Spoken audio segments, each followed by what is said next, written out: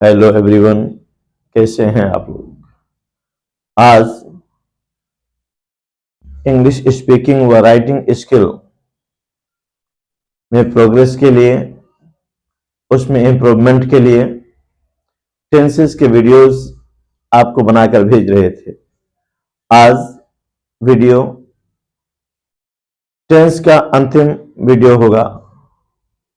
आइए आज देखते हैं फ्यूचर परफेक्ट कॉन्टिन्यूअस टेंस के बारे में जानेंगे।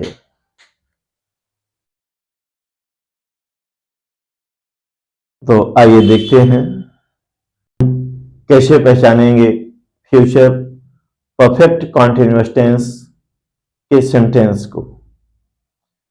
मैं अक्सर कहता हूं, कई वीडियोज में मैंने बताया है कि किसी भी टेंस की कॉन्टिन्यूअस एवं उसी टेंस के परफेक्ट कॉन्टिन्यूअस की पहचान सेम होती है। यानी कि जो पहचान कॉन्टिन्यूअस की होती है वही पहचान परफेक्ट कॉन्टिन्यूअस की होती है। डिफरेंस केवल इतना होता है कि परफेक्ट कॉन्टिन्यूअस टेंस में टाइम भी दिया होता है। यानी कि आप समझ गए होंगे फ्यूचर परफेक्ट कॉन्टिन्यूअस की पहचान क्या होगी। तो आप देख रहे हैं, रहा होगा, रही होगी, रहे होंगे प्लस टाइम। रहा होगा, रही होगी, रहे होंगे के साथ टाइम दिया होता है। आइए देखते हैं इसका हेल्पिंग वर्ब क्या होता है। हेल्पिंग वर्ब होता है शैल, हैव बीन और will have been. Helping verb दो शब्दों की हुआ करते थे, तो नेगेटिव सेंटेंस में दोनों हेल्पिंग वर्ब के बीच हम नॉट लगाते थे। इंटेरोगेटिव में दोनों हेल्पिंग वर्ब के बीच हम सब्जेक्ट रखते थे। लेकिन अब तो हेल्पिंग वर्ब के 3 शब्द हैं। कैसे नेगेटिव बनाएंगे, नॉट का यूज कहां पर करेंगे, शैल के बाद या हैव के बाद। सोचिए, अभी मैं नेगेटिव सेंटेंस में इसे डिस्क्राइब करता हूं और आप देख रहे होंगे वर्ब की फॉर्म। वर्ब की फॉर्म फोर्थ फॉर्म लगती है, यानी कि वर्ब में आईएनजी ऐड करके फ्यूचर परफेक्ट कॉन्टिन्यूअस टेंस बनाते हैं। तो आइए देखते हैं, टेंस को क्लियर समझने के लिए लेते हैं एग्जांपल। और ये आपका एग्जांपल फर्स्ट है।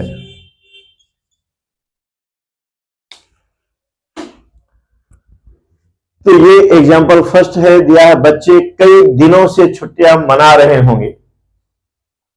यानी कि यहां पर टाइम आया है कई दिनों से और आया है रहे होंगे। यानी कि रहा होगा, रही होंगे, रहे होंगे के साथ समय आया है। ये फ्यूचर परफेक्ट कॉन्टिन्यूअस टेंस से रिलेटेड है। सिंपल सेंटेंस है, पहले सब्जेक्ट आता है यानी कि चिल्ड्रन।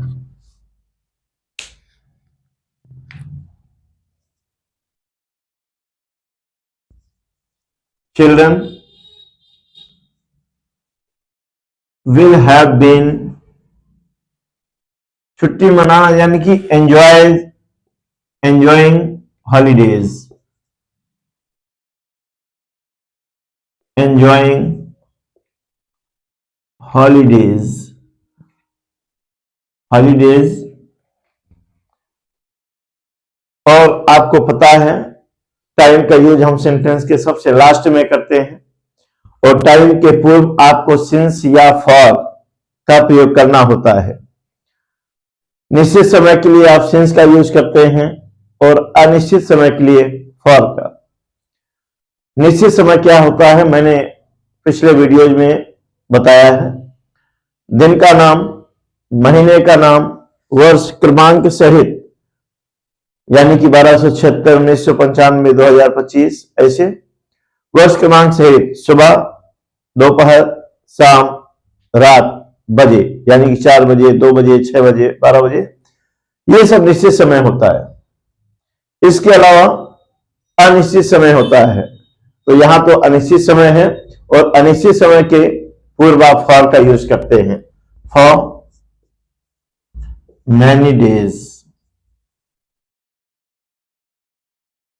ये आपका सेंटेंस बन गया होगा। अब आप सेकंड सेंटेंस देख रहे हैं। हम इस विद्यालय में 9 वर्षों से पढ़ा रहे होंगे।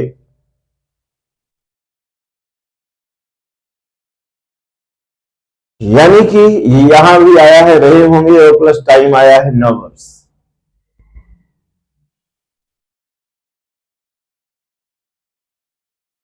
तो सोचिए क्या होगा ट्रांसलेशन, जरा विचार कीजिए। सब्जेक्ट यानी कि वी, हेल्पिंग वर्ब वी के अकॉर्डिंग शैल हैव बीन आएगा। पढ़ाना टीच होता है, आपने आईएनजी फॉर्म लगाया teaching, teaching in this school, in this school. यहां भी अनिश्चित समय है, किन 9 सालों से है क्लियर नहीं है, फॉर 9 years। तो आप ये देख रहे हैं सेंटेंस आपके सामने बनकर तैयार हो चुका है। हम इस विद्यालय में 9 वर्षों से पढ़ा रहे होंगे, इसका ट्रांसलेशन है we shall have been teaching in this school for 9 years। तो आइए अब आपको लेकर चलते हैं फ्यूचर परफेक्ट कॉन्टिन्यूअस के नेगेटिव सेंटेंसेस की ओर, और इसमें देखेंगे सेंटेंसेस में शब्दों की वर्ड्स का सेटिंग किस ऑर्डर में करते हैं। तो आइए देखते हैं फार्मूला ऑफ नेगेटिव। जी, तो आप सेंटेंस देख रहे हैं, यहां पर है मैं 4 बजे से इस पुस्तक को नहीं पढ़ रहा होऊंगा। टाइम दिया है और साथ में रहा होऊंगा आया है, ये फ्यूचर परफेक्ट कॉन्टिन्यूअस का नेगेटिव है क्योंकि यहां पर आया है नहीं। अब हेल्पिंग वर्ब इसकी होती है शैल हैव बीन और विल हैव बीन। बहुत से लोग कंफ्यूज्ड होते हैं कहां नॉट लगा दें,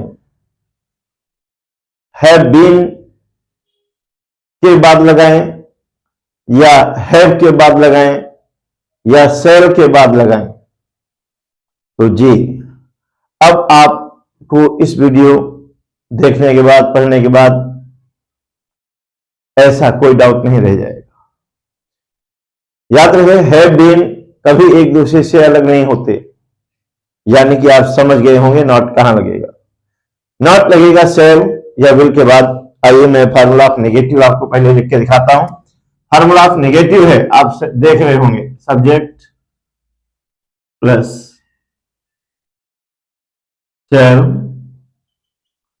या will, then not, then have been, then main verb plus ING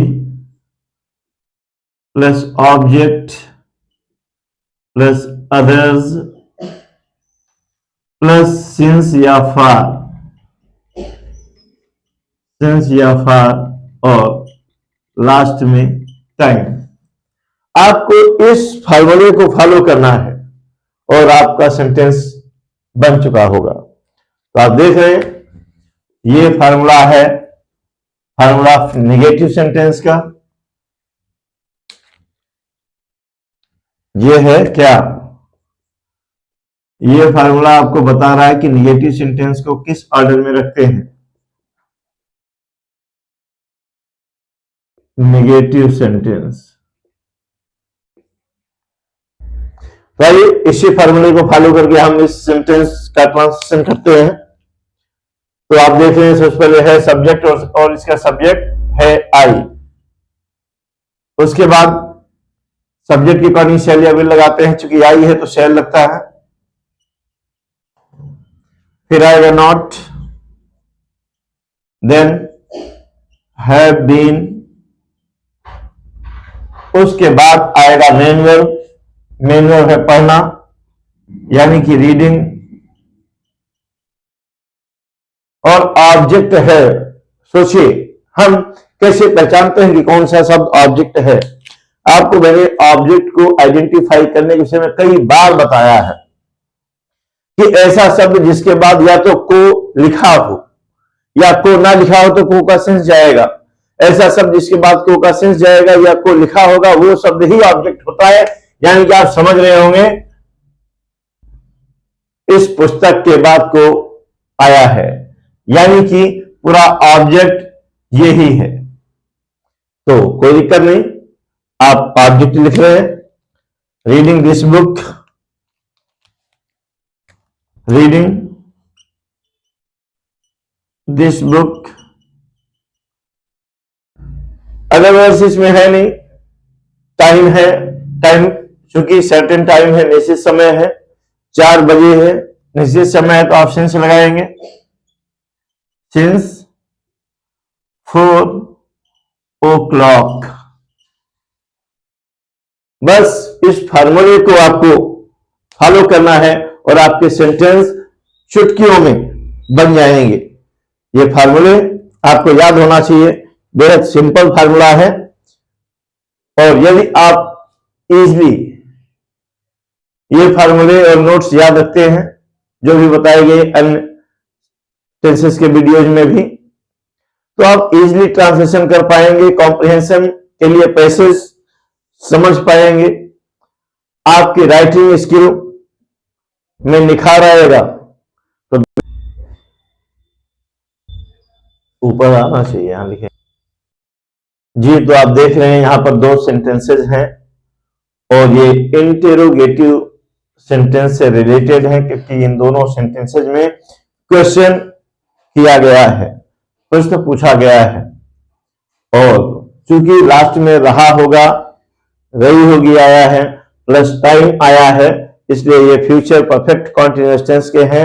हम इसका ट्रांसलेशन करें इजली, हमें इसका ट्रांसलेशन आए, उसके लिए हम जानेंगे फार्मूला, किस फार्मूले के बेस पर इसका ट्रांसलेशन किया जाएगा।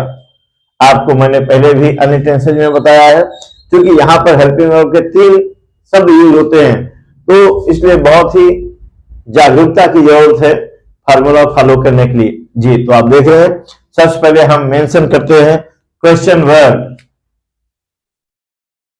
क्वेश्चन वर्ड, देन सब्जेक्ट के अकॉर्डिंग शैल या विल, आप जानते हैं आईवी के साथ ही शैल आता है। देन आप सब्जेक्ट फिट करते हैं, देन अगर सेंटेंस में नहीं भी है तो सब्जेक्ट के बाद नॉट लगाएंगे, और उसके बाद हेल्पिंग वर्ब के दूसरे पार्ट यानी कि हैव बीन का यूज करते हैं। उसके बाद आप लगाते हैं मेन वर्ब, मेन वर्ब की जो भी फॉर्म लगती है यानी कि आईएनजी फॉर्म आप लगाते हैं, then object, then other words, और लास्ट में आप यूज करते हैं सिंस या फॉर का अकॉर्डिंग टू नीड। आप जानते हैं निश्चित समय के लिए सिंस और अनिश्चित के लिए फॉर लगता है, और अंत में टाइम, और साथ में लगाते हैं क्वेश्चन मार्क। इस फार्मूले को फॉलो करने पर आप किसी भी सेंटेंस का ट्रांसलेशन बेहद इजली बना सकते हैं। आप फार्मूला देख रहे हैं, क्वेश्चन वर्ड, शैल या will, subject, not, have been, main verb plus ING, object, other words, और सिंस या फॉर के साथ टाइम। तो जी हां, अब हम देख रहे हैं एग्जांपल फर्स्ट इंट्रोगेटिव सेंटेंस का, और यहां पर आया हुआ है, मनीष सुबह से हमारा इंतजार क्यों करता रहा होगा, यानी कि यहां पर क्वेश्चन वर्ड है। क्वेश्चन वर्ड होता है तो हम फार्मूला को यही क्वेश्चन वर्ड से फॉलो करते हैं। तो ये लिखते हैं क्यों की अंग्रेजी यानी कि वाई, शैल या विल लगता है सब्जेक्ट के अकॉर्डिंग, सब्जेक्ट है इसका मनीष यानी कि थर्ड पर्सन है, लगेगा विल। देन सब्जेक्ट आएगा, फार्मूले को फॉलो करते रहिए और आप आसानी से बना पाएंगे इसका ट्रांसलेशन। उसके बाद सब्जेक्ट के बाद आता है हैव बीन, देन इसमें नहीं है नहीं, तो हमने नॉट को स्किप कर दिया है सब्जेक्ट के बगल से। अब आएगा मेन वर्ब, वेट इंतजार करना होता है, आईएनजी आपने लगा दिया, हमारा मतलब अस, याद रहे जब हमारा वगैरह आए और उसके साथ कोई नाउन ना हो तो आप अस ऑब्जेक्टिव केस का प्रोनाउन ही लगाते हैं, और अगर इसके साथ कोई नाउन है तभी पॉजिटिव केस लगेगा, माई या आर, जरूरत के अकॉर्डिंग। चूंकि इसके साथ कोई नाउन नहीं है इसलिए अस ही होगा, वेटिंग अस। अब समय निश्चित है तो निश्चित समय के साथ आप सिंस लगाते हैं, सिंस मॉर्निंग, और ये आपका सेंटेंस बनकर तैयार हो चुका है। क्लियर सेंटेंस है आपका, why will Manisha been waiting us since morning. आइए अब सेकेंड सेंटेंस का ट्रांसलेशन भी किए लेते हैं। सेकेंड सेंटेंस है, क्या मंगला कई दिनों से स्वेटर नहीं बुन रही होगी।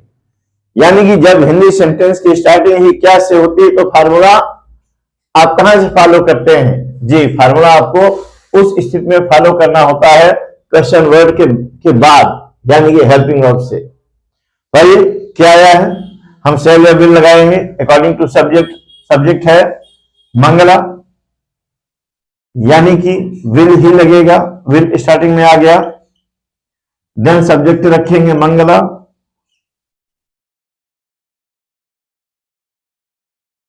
देन सेंटेंस में नहीं भी है तो सब्जेक्ट के बाद आप नॉट लगाएंगे। फार्मूला देखते रहिए, आप अपने आप बना ले जाएंगे। हैव बीन हो गया, मेल वर्ब आएगा बुनना, बुनना तो नीट होता है, आप इस पर आई नहीं लगाते हैं तो डबल टी हो जाएगा, निटिंग। Sweater, sweater. अब ये कई दिनों से है यानी कि समय निश्चित नहीं है तो आप फॉर लगाएंगे, फॉर मेनी डेज। और इस तरीके से ये आपका ट्रांसलेशन बनकर तैयार है। इसका कंप्लीट ट्रांसलेशन हुआ, will Mangala not have been knitting sweater for many days. क्या मंगला कई दिनों से स्वेटर नहीं बुन रही होगी। अगर आपको ये वीडियो पसंद आया और आप चाहते हैं कि आगे के सारे वीडियोस जो किसी भी एग्जाम के लिए बेहद खास हो, बेहद यूजफुल हो, आपको मिलते रहें, तो जी चैनल को सब्सक्राइब करें। वीडियो को अगर ये मैटर आपको पसंद आया है तो बिल्कुल वीडियो को लाइक करें, सब्सक्राइब करें और शेयर करना बिल्कुल ना भूलें, ताकि आप जैसे अन्य भी जरूरतमंद इसका लाभ पा सकें। तो थैंक यू।